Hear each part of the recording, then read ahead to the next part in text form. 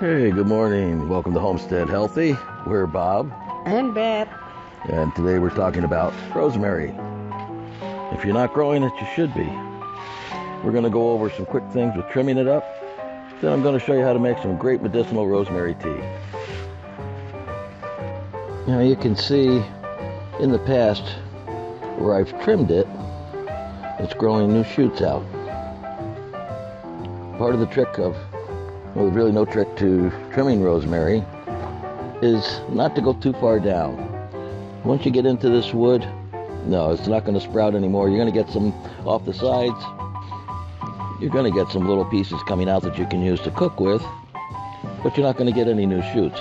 When you get into the greener shoots where you want to trim it, that's where, as you can see, new shoots come off. So if you start at the top, look for some good green, trim it, probably right about there, you'll get 2 new shoots. So let's go ahead and start some pruning. Okay, so let's trim some up for some tea. Again, we want to look for some branches that haven't started to split yet. And you want to cut them not too far down.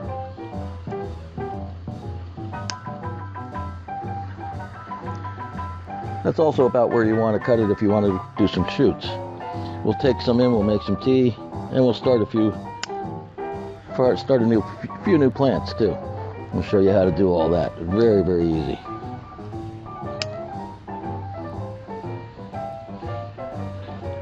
Now as you see here, we got 1, 2, 3, 4, 5, 6, 7 or 8 new shoots started.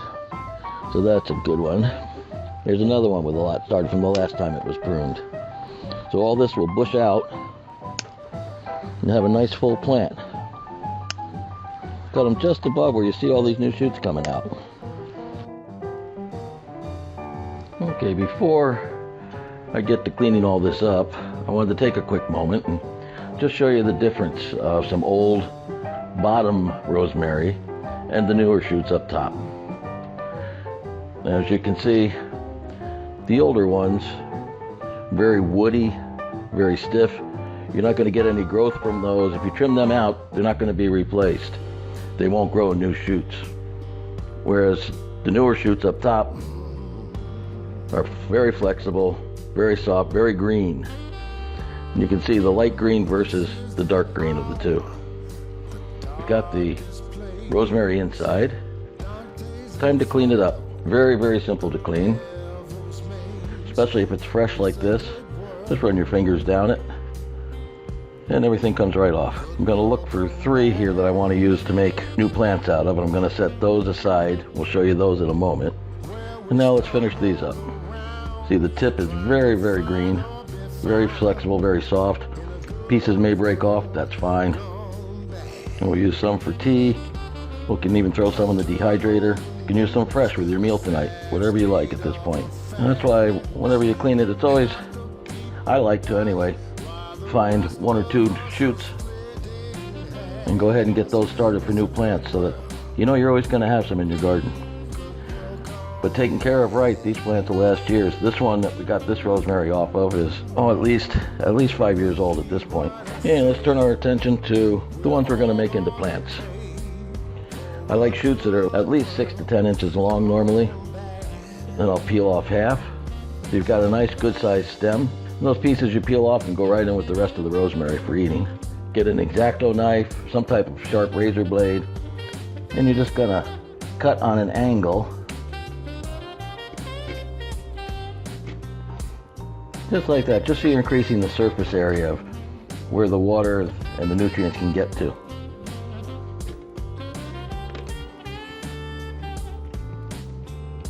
Now I'm going to take these in a little while, put them right in the dirt in a pot, and in a few weeks they'll root on their own.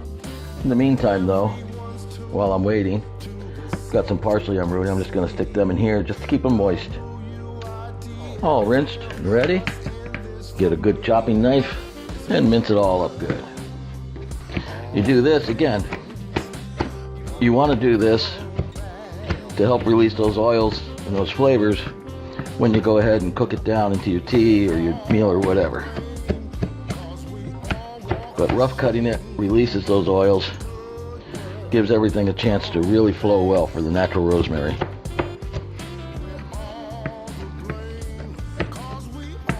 To make rosemary tea, I use a heaping teaspoon, to 1 cup of water. So I'm going to do 3 cups here.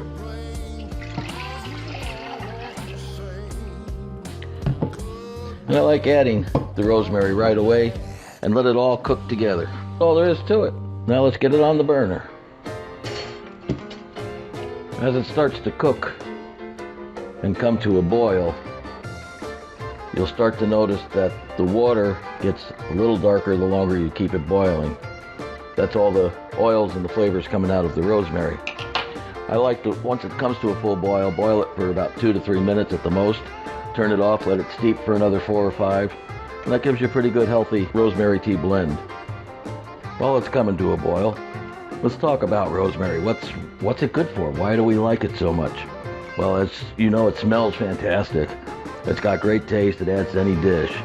But it's also a good source of iron. It's a good source of calcium, vitamins A, C, B6. It's full of antioxidants, anti-inflammatory compounds. It boosts the immune system. It improves blood circulation. It helps, some of the tests have been done that show that it even helps boost memory. It also boosts your alertness, your intelligence, your focus. If you use diffusers, rosemary oils are known to help clear your head. It relieves stress, relieve anxiety. So all around, oil promotes hair growth. I could go on. The list is amazing how much benefit you can receive from rosemary. It protects skin cells from damage. Like I said, you can't go wrong with rosemary tea. Now they do say low doses. So again, it's not something you make your entire diet out of, obviously. In moderation, like anything else, a glass of rosemary tea every day is good for you. It's also known to improve your breath. It boosts the production of your red blood cells. It fights diseases. It prevents staph infections. Rosemary is an amazing herb. It's been used for centuries for its medicinal purposes. You can see it's starting to come to a boil now. All right, I've reduced it. It's been about a minute or so. I've gone ahead and reduced it down halfway here, so it's not at a hard boil, but it is at a steady boil. You can see the green, the chlorophyll coming out. All right, so it's been steeping about 10 minutes now, and we're ready to strain it one last time.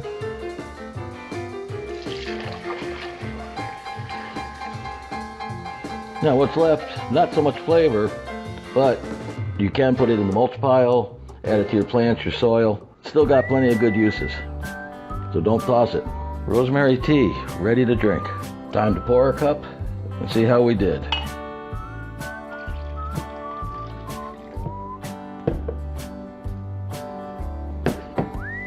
Hot and very good. Rosemary tea, I hope you try it. Grow some rosemary in the backyard. Buy a plant at one of the stores. You can get a little sprig for just a couple bucks, and pretty soon you'll have a huge plant. You'll be growing extra pieces and enjoying rosemary. And so ends another episode of Homestead Healthy. We hope you enjoyed it today, and we look forward to you joining us again real soon. So for now, this is Bob and Beth saying thank you, take care, and God bless.